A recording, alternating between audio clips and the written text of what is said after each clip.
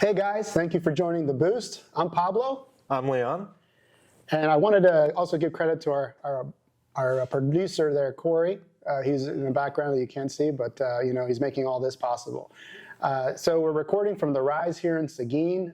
Our focus here for the channel is to focus on all tech and business in South Texas.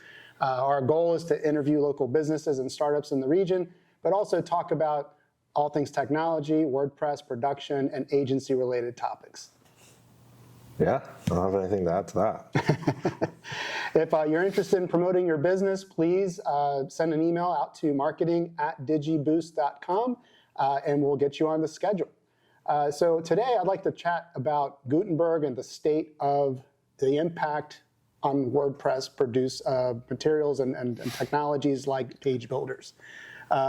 Right now, there's a lot of drama with regard to those page builders because they're really working as independent businesses on top of an open source platform.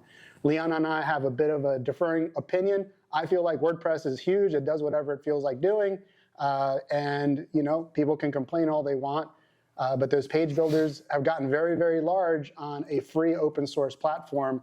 And now that WordPress is starting to implement more of a page builder of its own with Gutenberg, it's starting to kind of edge those page builders out that have been in place for quite some time. So what do you think about that, Leon? Yeah, I think in the end, we had all of these page builders build the community of WordPress, like Beaver Builder, Elementor. They're the reasons that Gutenberg even kind of came about. Yeah. So as they get edged out, like Matt Mullenweg and kind of the discussion around it has been a bit hostile to them, considering the presence they play. Like they made WordPress open and friendly. Like without them, we wouldn't have had the community and ecosystem that there is. Like, that's right.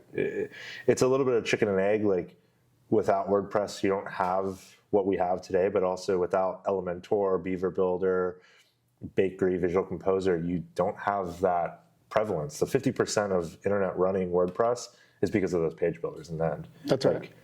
I enjoy Gutenberg and I enjoy using it, but I do see a place and a time for Elementor, even like the Cadence blocks. But I think they're for different scenarios and different settings. Like Gutenberg block themes, like as a whole, I don't think they're ready 100%. Yeah. But also, like Elementor is kind of behind the eight ball. It's case in point to their price range. That's right.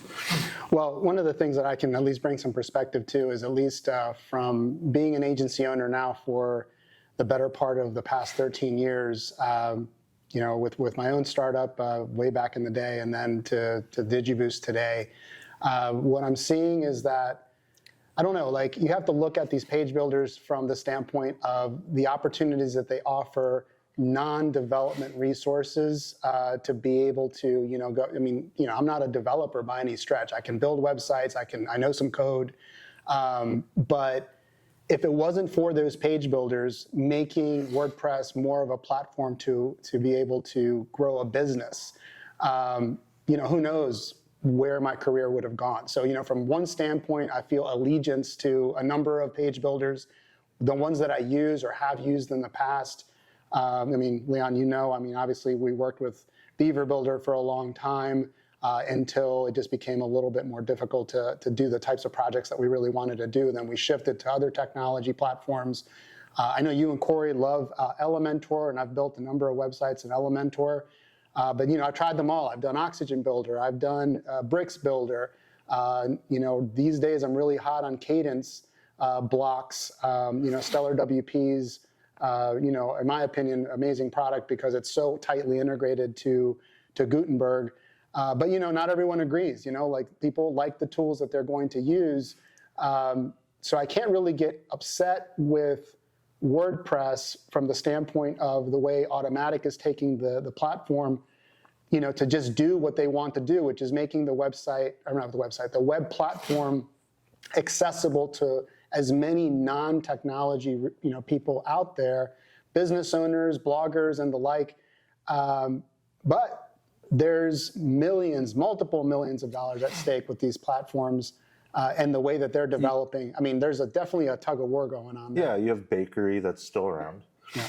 It's which is amazing. it's a terrible builder, in the grand scheme of it. But you have this the WordPress ecosystem going after Matt and then also Automatic, because it is a weird like company setup. You've got a nonprofit organization, which is WordPress.org, then you have WordPress.com, and the two really aren't differentiated. They're kind of one and the same. Yeah. But it's also coming down to like the other parts of it. Like WordPress.com is now getting some of the plugin repository. That was a backlash. WordPress.org has always been that repository spot. So it's kind of like if WordPress doesn't have the community and it is just Automatic, like what happens to that community? And it almost feels like there's a user hostile, take to it, where I do think that Elementor needs to integrate to Gutenberg more. They need to use the blocks more, and they're kind of pushing that way with like Flexbox and all that other stuff, but they're not like embracing it in the way that like these other themes have, where even Ocean WP, it's a big Elementor based like theme. Essentially it's supporting blocks more and more, and then you've got these hybrids like Cadence that are coming out, but I don't really see Elementor navigating away in the next maybe 5 to 10 years, sometime that way. Like I think they have like 11 million active installs, maybe more. Right. So it's a weird like take in the end, because Gutenberg I do think is the future, and I really do like it because, for example, just wrote the blog post. Before in that, you'd have to go open an Elementor thing. I hate typing in Elementor because you have the little box on the side. You can do it in the center sometimes. Right. But in the end, you can just use like Elementor for a custom theme, and then you can go use the block editor to add rows and columns. It all supported inside of that. So I think there's like a middle ground, but it is weird also, like on the agency side. The block editor is what people know and use now. So a customer can go log in and say, hey, I want to edit this text, or I want to change this image around. And it's very intuitive, where Elementor, and I'm focused on that because I use it, is not quite intuitive in the end. It is a setting box on top of a setting. It's like it's a UI on top of a UI, and that's quite an odd thing to have. It's difficult. I mean, just from a standpoint, you mentioned from an agency standpoint, and from that perspective, the end of the day, every agency wants consistent customers, right? They want that regular recurring revenue that you're getting from your clients that are paying you over and over and over and over again. But sometimes what happens is the clients that want to, get their hands dirty, right? Yeah. When you have to teach them multiple UIs to make basic changes on a site, and as a daily user of these tools, you take that knowledge for granted. It's not until you're trying to teach somebody, how to do certain things that you realize, wow, there's a lot of steps to this. Yeah. Even if you're trying to document it. One of the things that I've learned is that, at least with Gutenberg, from a training perspective, from being able to hand a website over to an end user, being your client, or if you're a small business and you don't have necessarily a technology professional on your team, but somebody that does know, how to use web interfaces, you can teach quite a bit from just keeping it simple. I don't really have necessarily a lot of clients that want to get their hands dirty often, but when they do, it's always like this, oh, why is this so complicated? And they're thinking that you can just kind of roll out some sort of custom platform that's going to facilitate everything for them. I mean, do you remember, 5 years ago when we started building everything in custom post types? Yeah. And we thought, oh, well, the clients, they just want to make edit changes, not realizing that they're going to want to make design changes too. Yeah, they want to move the button to the left or the right. Exactly. There's a lot of that, and then I also think that those proprietary ones like Wix and Weebly and Squarespace have also like distorted what web development is. Like there's two sides to this coin. Mm-hmm. Like there is web development, and everybody says like the web developer's going away, but in reality, they're not. They're always going to be there. It's just going to be in different capacities. Mm-hmm. And those users just want that drag and drop. They're used to their iPhone, they're used to their iPad, and then they come to the web and they expect it to act the same way. Mm-hmm. And when it doesn't, that's when like users get frustrated. And WordPress is a weird thing. I think the intuitiveness of all of it is the reason why it has been so popular, but also at the same time, you got to install 1,000,001 plugins to get sometimes the capability that you want. That's right. And what are the problems that those combinations bring to the table? I mean, when people talk about stacks, right? Like, oh, what's your tech stack? What are you using? In reality, in the WordPress space, you're really talking about what combination of plugins you're using or what you prefer to use for particular use cases. Now, obviously, one stack isn't going to fit every single scenario because you're going to need deferring tools for different purposes, depending on the applications. But by and large, the stack that any agency owner generally tries to adopt is one that allows for fast servicing, consistency, and you're not looking in 4 to or 20 different places to make simple adjustments. Also the performance of it. And the performance, for sure. Like, absolutely. That makes perfect sense. These page builders can be fast, but they do take like a very detailed and like organized approach to it. You have to be very careful with it, whereas the block themes, you could kind of go wild on them and not have a problem in the end. But I think this is a 10-year problem, not a 2-year problem. Yeah. And it's interesting too, because there's almost like tribalism, right? Yeah. It feels like, if we were WordPress gang members, is what set do you represent? You know what I mean? It's like, what tools do you want to use? Okay, are you representing that tool suite? Oh no, there's no like real consensus. The thing is there's never going to be consensus. Everyone is, everyone's jockeying for their own kind of direction on things. I know what works well for us. I know what works well for our types of clients. But in general, I also see that a lot of people that we've talked to that aren't our clients and what they do and what they're adopting, they have different preferences as well. It's also what they're used to. But every agency is going to have kind of like a different ingredient set to their sauce, right? It's the Android versus iOS, right? And and then the website's just a tool for them. It's like, I get the WordPress communities fighting about it, and we each have our own opinions and they differ, but the website only plays a small part of it. Yeah, that's true. That is true, and it's funny because everyone kind of puts all of their eggs into the website basket. They think that, oh, if I make the website perfect, everyone's gonna, buy my product 1,000 times over. It doesn't work that way, right? Yeah. There's the marketing that has to go on top of it. There's the optimization of the website, not just page speed, but on-site, off-site.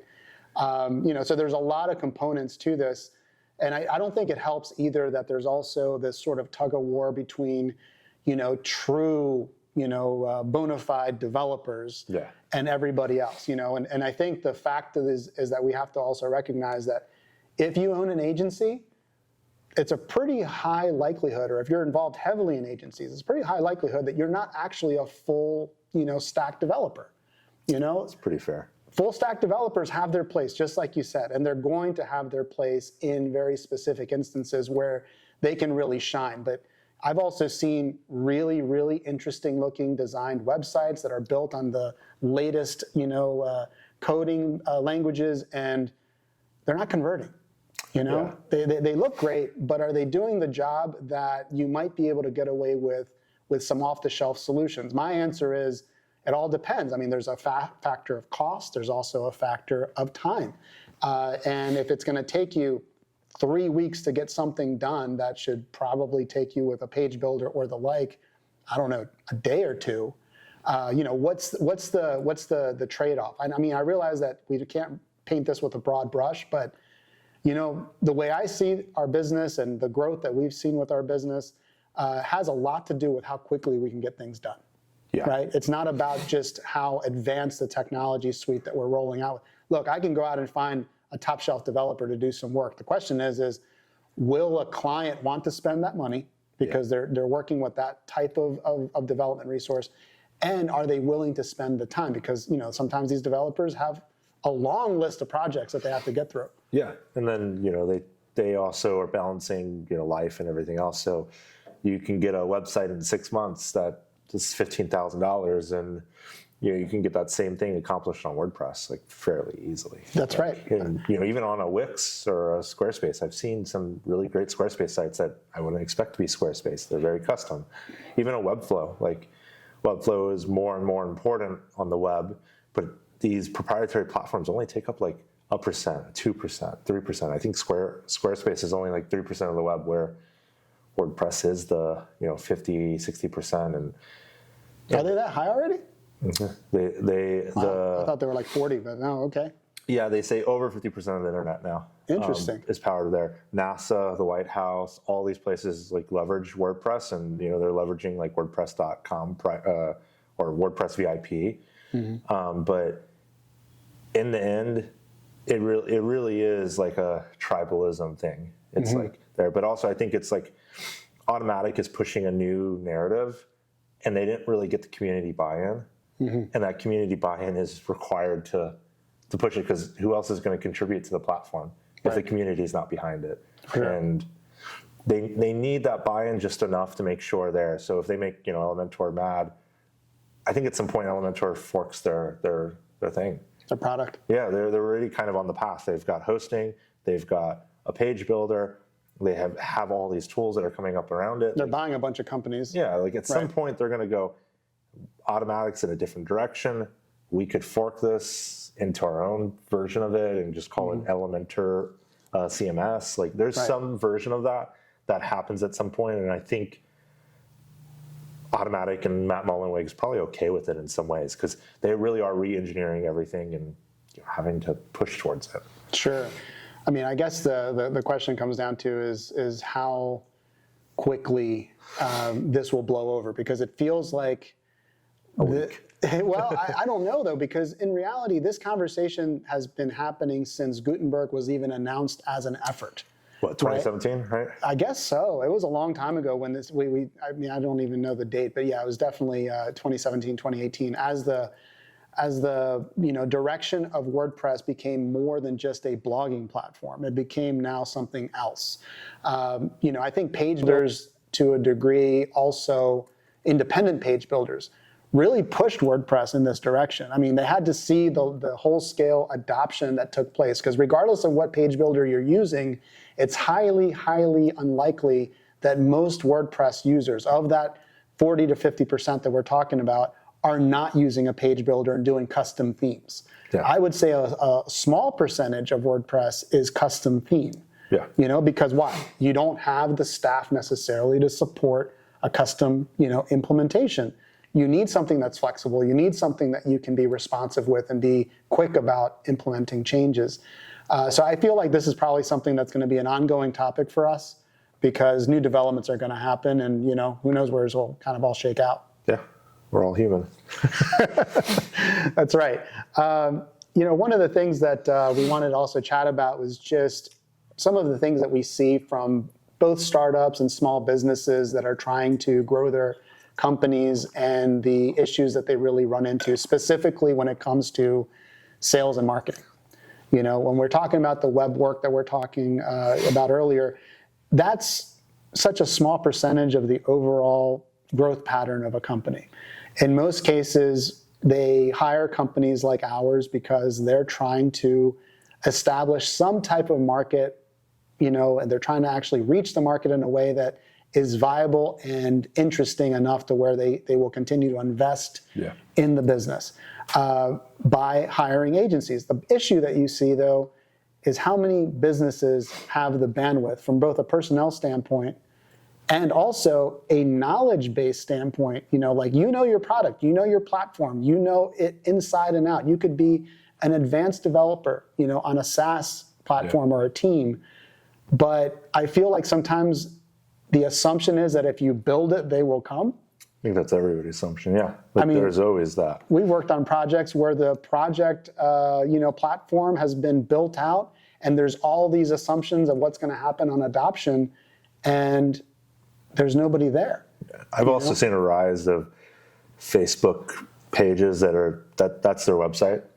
They build a Facebook page out, and they are happy with that, and it's quite a frustrating experience to see that, because you're looking for a menu. I want to go to a page. I want to Google it, because that is the first place that I had is Google, like what's the menu for XYZ restaurant? Right. And it all comes down to your point, like, do they have enough time? Most of the time it's no, and then also like they'll go to some developers and they'll get quoted like an astronomical number for a website, but there is more affordable options to do it, and then you build that SEO, you build that pay-per-click, all of that. Yeah, you do your social media advertising, your promotion, your branding. I mean, all of these things definitely contribute to the recognition of a business, which is actually one of the reasons why we developed the Boost is, we thought, we've got our client work, we've got our project work, we know what we sell, we know what we do well, and then there's all the people that we've talked to, that we've discussed potentially working with, and it always boils down to there's no budget, there's no ability to do the promotion necessary to grow at this time. Fingers crossed in the future, let's see if we can work together. And then, we just kind of came up with the idea of like, why don't we build a promotional vehicle for the businesses in South Texas. No, you don't have to work with us. If we sit down and interview you and we, share your story, or you share your own story, tell the public about, what makes your product or your business special. We're all ears. I mean, at the end of the day, we're trying to build community. We want to see South Texas grow. We're going to be going to Geekdom and doing some projects there. And, I'd love to go to co-working spaces all throughout, South Texas. Go to New Braunfels, go to San Marcos, anywhere, Austin. Let's just start meeting, businesses that, maybe are having that concern. And that's essentially what the Boost is for. So, we hope that you'll, join us in this journey. And if you're interested in chatting with us, go to our website, digiboost.com, or just send us an email at marketing@digiboost.com, or maybe just, comment. But anyway, I don't know if there's anything else you wanted to add, Leon. No, nothing to add. I think that's it. Hit us up. We'd love to talk to you. So our goal here is to do these projects every couple of weeks, and maybe as the opportunity presents itself, maybe we'll do it more often. But in the interim, hit the subscribe button, follow us, and see where this goes. Thank you for joining the Boost.